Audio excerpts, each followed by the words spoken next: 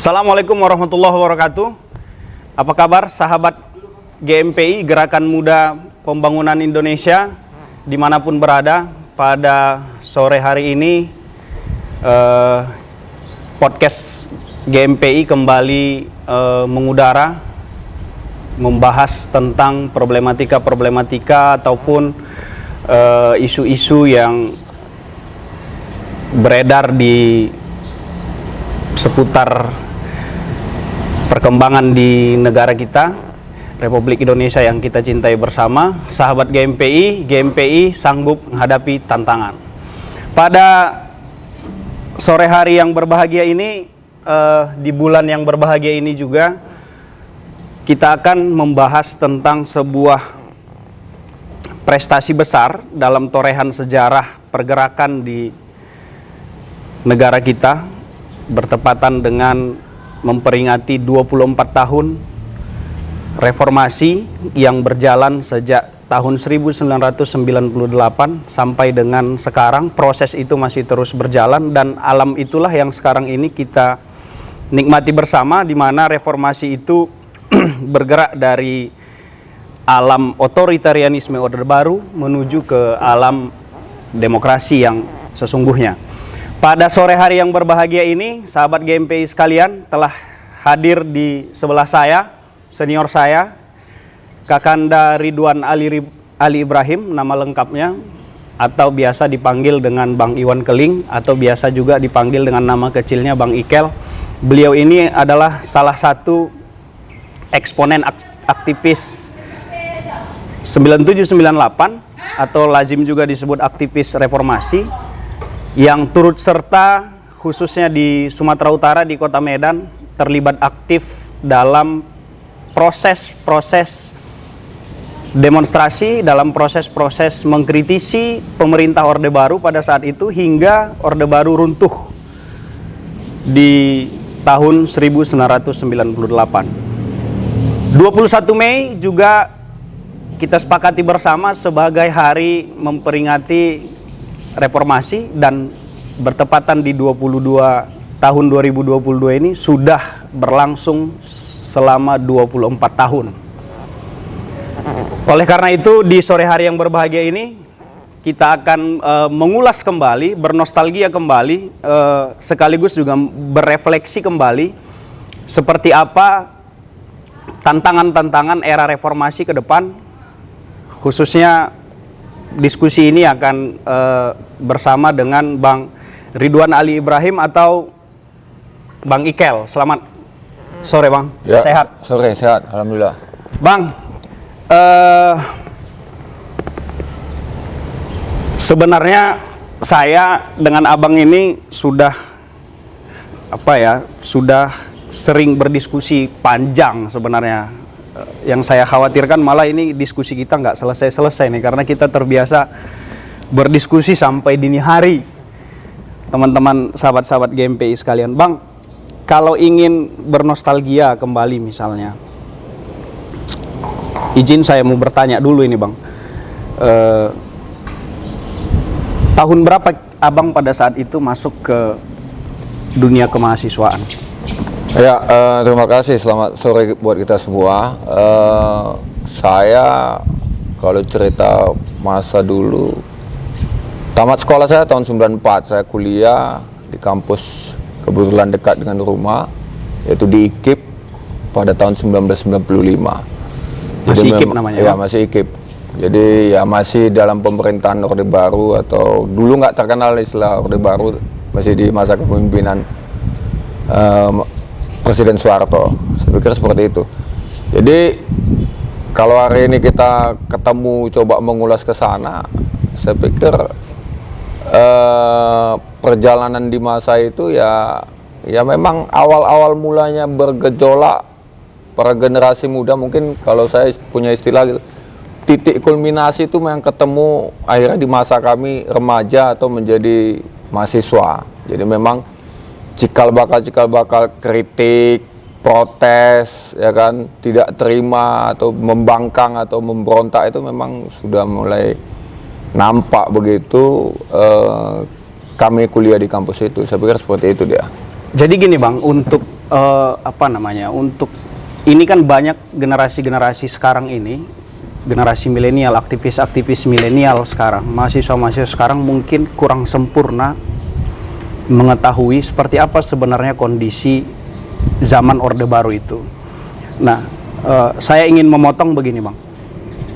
Di usia Abang SMP, SMA, seperti apa sebenarnya diskursus, ya seingatan Abang ya, diskursus tentang politik dan pemerintahan yang Abang alami pada masa-masa remaja SMP, SMA gitu? Ya kalau di masa SMP, SMA ya pasti kita paling hanya bersentuhan kepada kebijakan-kebijakan di sekolah. Oke. Kalau secara umum kan media ataupun informasi itu kan sangat minim waktu itu. Bahkan kan TV aja kan masih berapa ya, 2 TV boleh dibilang kan, ada TVRI dan TPI waktu itu. Jadi tidak banyak yang masuk ke dalam pemikiran-pemikiran remaja-remaja pada saat itu. Belum lagi kondisi ekonomi yang tidak semua masyarakat Indonesia ataupun keluarga itu punya TV di rumahnya. Ya.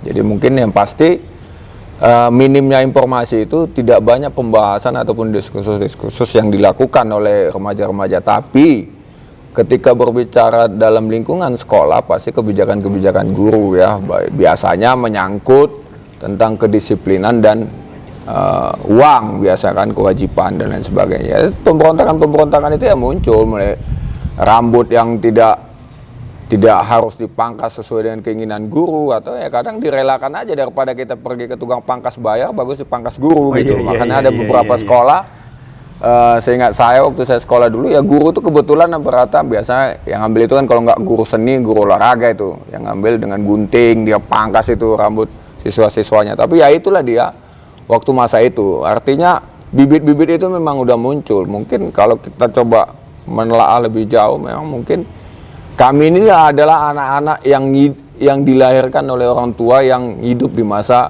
Orde Lama kan. Jadi mereka akhirnya kami adalah reinkarnasi dari mereka mungkin kan. Nah, jadi seperti itu kupikir. Ya artinya orang tua Abang hidup di 2 zaman lah ya, Orde Lama pindah ke Orde Baru. Dan di masa Orde Baru Abang masih menikmati usia-usia remaja, SMP, SMA. Karena kalau saya mengingat peristiwa reformasi 98 itu, karena saya tamat SD itu 99, artinya mungkin ingatan saya belum sempurna terkait dengan kondisi-kondisi sosial politik dan pemerintahan pada saat itu.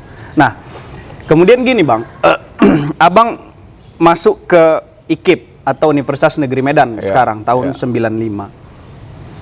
Pada saat itu di kampus itu sendiri sebenarnya apa yang terjadi dan apa yang memicu Abang pada akhirnya terlibat aktif mengkritisi pemerintah pada saat itu? Karena kan biasanya kalau saya berkaca dengan diri saya, semester 1 itu kan biasanya adalah semester-semester ya masih nyantai, masih pengen main ke sana kemari, ingin mengenal kota Medan secara, apalagi saya perantauan kan, ingin mengenal kota Medan secara lebih sempurna. Namun kalau Abang masuk 95, peristiwa 97 98 itu berarti berjalan antara Abang semester 2 sampai semester 4. Nah, apa yang terjadi di lingkungan kampus sebenarnya, Bang? Iya, kalau kami ya saya sebagai 95 waktu itu, di 96 aja kita sudah mulai mengkritisi ya, baik itu pada lingkungan organ-organ kampus ya, dalam hal kebijakan ataupun dinamika-dinamika yang terjadi di organisasi-organisasi, baik itu dalam kegiatan-kegiatan formal atau non formal. Pemberontakan itu sudah muncul. Contohnya ketika ada satu kelompok tertentu yang didiskreditkan sehingga haknya tertahan atau terganjal, akhirnya ngobrol-ngobrol sama kita, ya kita buat gerakan sendiri gitu. Makanya kalau kami di kampus IKIP waktu itu, pergerakan mahasiswa itu sudah kami mulai di 96, 97. Makanya kami sudah terbudaya dengan komplain terhadap pelanggaran hak ataupun kebebasan kawan-kawan mahasiswa, saya pikir seperti itu di internal kampus. di khususnya. internal kampus. Masih merasakan nggak abang waktu itu salah satu produk Orde Baru yang cukup terkenal di kalangan kita aktivis mahasiswa ini kan, mahasiswa-mahasiswa, ada istilah NKKBKK. Pada saat itu situasinya seperti apa? Masih merasakan nggak? Ya kalau di masa kami itu ya NKKBKK itu ya memang udah lagi didobrak, artinya Sedang proses perlawanan itu sedang proses perlawanan. Makanya ya boleh dibilang dosen ataupun pihak birokrasi pada saat itu sudah merasakan ini udah enggak tidak bisa lagi dikendalikan begitu saja oleh mereka dengan pola-pola lama selama ini. Makanya gerakan-gerakan itu sudah muncul sedemikian rupa, baik di dalam kelas waktu mau kuliah, ketika dosen memberikan kata istilahnya kontrak kuliah. Ya kita balikkan lagi ketika mereka buat peraturan. Terus kewajiban Anda sebagai guru apa? Sebagai dosen apa gitu? Kita balikkan gitu. Ketika kita terlambat, kita tidak dikasih masuk. Apa sebenarnya tugas dosen? Apa sebenarnya hak si mahasiswa? Nah, itu sudah terjadi sebelum reformasi itu bergulir. Artinya itu sudah di masa Orde Baru. Nah, yang paling terasa kan kalau kita cerita di masa Orde Baru itu ya orang-orang kumpul, orang-orang membentuk organisasi itu ya terkenal kan istilahnya namanya OTB ya kan, organisasi tak berbentuk, karena dia tidak dianggap ini bibit-bibit separatis ya kan, bibit-bibit pemberontakan di pemerintahan. Makanya itu coba ditekan. Namun sebenarnya pola yang dibangun oleh mereka itu tidak ketemu dengan secara psikologis mahasiswa yang hidup di masa itu. Makanya tidak berhasil dipertahankan pola lama itu. Saya pikir seperti itu dia. Nah, dari abang masuk kuliah 95, kemudian di pojok-pojok kampus itu bang, pada saat itu sudah begitu aktifkah diskusi-diskusi tentang sosial, ekonomi, pemerintah ya pada saat itu di kondisi karena kebetulan kita satu alma mater bang kan? Ya kalau kita cerita ke sana dalam arti kata seperti masa reformasi, orang coba berdiskusi tentang politik, ekonomi, saya pikir boleh dibilang tidak ada itu. Kalaupun ada, paling konteksnya pada hubungan dengan mata kuliah yang dibawa. Makanya masih normatif kan, ya normatif, tapi memang dia mengalir bebas saja sehingga akhirnya ketahuan sendiri, oh ini nggak benar. Artinya menurut teori di buku dengan apa yang menjadi peraturan dan apa yang menjadi kenyataan dalam aplikasi implementasi pemerintah, seperti itu dia. Nah, Bang, 95 organisasi apa yang pertama kali Abang masuki? Ya, saya sebenarnya gini ya, kalau saya agak setback sedikit. Kehidupan saya tuh secara ekonomi itu agak aneh gitu. Artinya orang susah ya mencari kehidupan sendiri, kami mencari nafkah untuk biaya kehidupan. Jadi berorganisasi itu nggak terpikir sebenarnya. Makanya kami hampir rata itu aktifnya berolahraga, bagaimana bisa menghasilkan duit. Jalur atlet ya? Jalur atlet. Jadi masuk berorganisasi itu saya di tahun 97 awal. Itu pun waktu ketika saya sedang latihan, ada senior satu organisasi mempertanyakan saya sudah berorganisasi atau belum. Saya bilang belum. Makanya diajak bergabung ke organisasi yang waktu itu Mapala namanya, Mahasiswa Pencinta Alam. Langsung ke Mapala ya Bang? Ya. Dan itulah satu-satunya organisasi yang saya ikuti di dalam kampus dan sampai sekarang masih di situ. Dan memang kan tipikal di pencinta alam ini kan boleh dibilang kan melawan sebuah kebijakan ataupun penguasa-penguasa, karena bisnis di alam ini kan sangat kuat. Jadi lawannya kalau kami di pencinta alam kan berbakti demi bumi ini dia. Jadi tidak ada muatan-muatan lain, kita bergerak melakukan. Jadi di dalam doktrin organisasi ya passionnya ya pasti sama dengan passionnya anak-anak. Ya, untuk informasi buat sahabat-sahabat GMPI bahwasanya cukup banyak tokoh-tokoh katakanlah tokoh-tokoh pemikir bangsa kita, tokoh-tokoh politik kita itu yang dasar gerakannya itu dari gerakan-gerakan pecinta alam. Salah satu yang paling populer untuk mengaktifkan kritisisme dalam pikiran gitu itu, salah satu tokoh yang paling populer itu namanya Suhogi. Suhogi ini pencetus atau salah satu pendiri Mapala di Universitas Indonesia, yang beliau meninggal di Gunung Semeru pada saat itu. Nah, Bang, selanjutnya kondisi-kondisi yang terjadi di tahun 97-98 di mana jatuhnya rupiah, krisis moneter terjadi sehingga memicu demonstrasi di mana-mana, memicu gerakan-gerakan massa di mana-mana. Nah, kondisi yang Abang alami pada saat itu seperti apa, Bang? Apakah memang pemicunya itu dari daerah atau kondisi itu sudah berlangsung di pusat dulu, atau di Medan itu sudah terjadi, atau terjadinya beriringan kondisinya, Bang? Ya, jadi kan begini, kita sambung lagi dari cerita ya. Dari berorganisasi ke Mapala ini, namanya di kampus, kita otomatis dekat dengan kawan-kawan semua yang aktif di organisasi-organisasi lain. Baik eksternal atau ya, internal, baik eksternal maupun internal. Dan tidak bisa dipungkiri di seluruh kampus itu adalah orang-orang yang benar-benar aktif mengkritisi atau bergerak melakukan sebuah gerakan-gerakan, itu adalah orang-orang yang aktif di dalam organisasi, baik intra maupun ekstra. Jadi secara alami memang kami itu bertemu secara alami, ya mulai membahas tentang hal-hal seperti itu.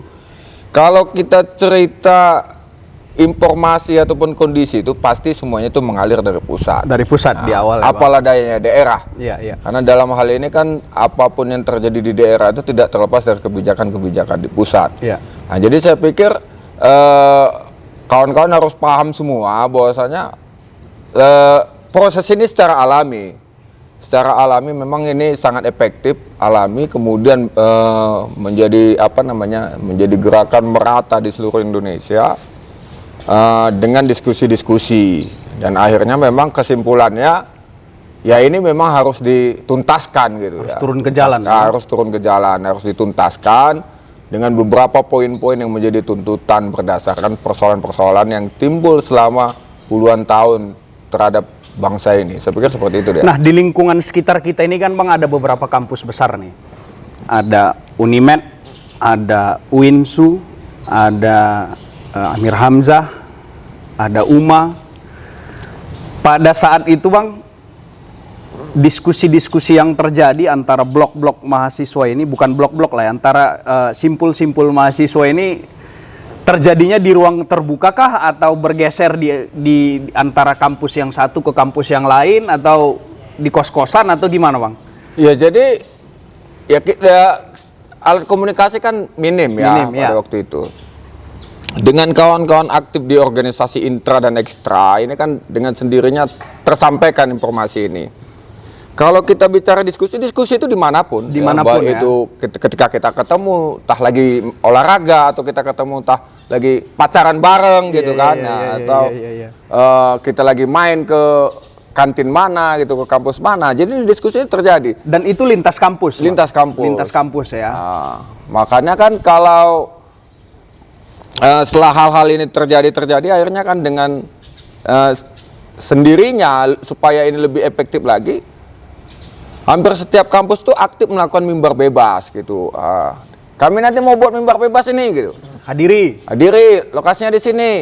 Ayo udah, itu nggak ditanya konsepnya apa gini. Oh, namanya mimbar bebas. Iya. Mimbar bebas nanti dibawa oleh siapa yang punya kampus, ya dia memulai. Habis itu ya saling kenal. Oh, bang ini, abang ini, yuk silakan. Nah, gitu aja. Orasi. Berorasi. Akhirnya habis itu selesai orasi kan kita akan diskusi konkret dalam rangka apa gerakan yang mau kita lakukan, apa tindakan yang harus dilakukan, apa-apa aja yang harus kita siapkan, bagaimana nanti kemungkinan yang akan terjadi di lapangan. Seperti itulah dia. Sikap dosen pada saat itu cenderung melakukan pembiaran, atau ada friksi-friksi yang terjadi, Bang? Atau ada beberapa dosen yang coba menghalang-halangi atau pihak keamanan kampus atau bagaimana, Bang, kondisinya? Makanya kan saya dari awal kalau kita simak tadi ceritanya, memang ini udah titik puncak. Jadi birokrasi baik itu sifatnya jurusan, fakultas ataupun universitas sudah tidak boleh dibilang tidak berani lagi mencampuri hal ini. Ya, jadi dia tidak menyuruh juga tidak berani melarang. Tidak menyuruh juga tidak berani melarang. Sehingga hal itu tidak pernah menjadi halangan. Makanya kan akhirnya kan konflik-konflik ini kan dinamikanya hidup di semuanya. Mulai dari di jurusan, di fakultas apa. Akhirnya ini yang tampil di setiap kampus atau melemburnya beberapa kampus itu memang udah orang-orang yang sudah bisa merdeka gitu, sudah, dan pasti itu orang-orang yang sudah diperhitungkan di kampus dan tidak akan mungkin dilawan oleh pihak kampus ataupun universitas. Secara argumentasi dia kuat, secara massa dia juga Iya. cukup.